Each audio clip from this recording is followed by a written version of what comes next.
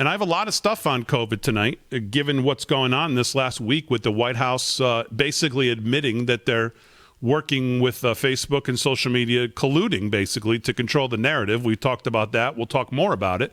Now they've kind of backed off of that, although in some respects they haven't. They've kind of doubled down. Bedingfield, what's her, Kate Bedingfield, I think her name is? Today she went on MSNBC, I think it was, or CNN, one of those left-wing outlets, and basically said, she kind of broke it down even further. She said, yeah, well, it's conservative outlets we're going after. We have that, G? Yeah, let's play Bedingfield. Listen to this. Roll it. I think you've heard the president speak very aggressively about this. He understands this is an important piece of the ecosystem. But it's also the other thing the president has pointed out and spoke to when he was asked about this yesterday is it is also the responsibility of the people creating the content. And again, I would go back to, there are conservative news outlets who are creating irresponsible content that's sharing misinformation about the virus that's getting shared on these platforms.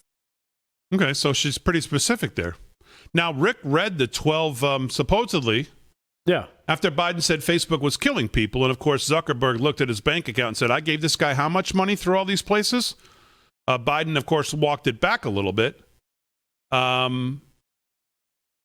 then they said, oh, there's 12 or 13, people. Biden said that himself, right? Yeah. He said 12, yep, 13. There are 12 people. They had a list. Did you list any conservative news outlets in those? No, I did not. Okay, so she's being very specific. Now, I don't know if that's a mistake on her part or she was meant to be very conservative news outlets. To me, I would think immediately of, okay, well, may possibly still Fox, although I don't know that I'd even put them in that. The Daily Wire, maybe you think of, The Blaze, you think of, Conservative Review, you think of. Obviously, Real America's Voice, I guess you could put in that category if you want to start pigeonholing these outlets as quote-unquote conservative news outlets. But you didn't list any conservative news outlets, so what? They're all people. Her specificity there is, kind of raises your eyebrows. Well, it just goes to show what they've been up to. Like they said, they've been working hand in hand with Facebook.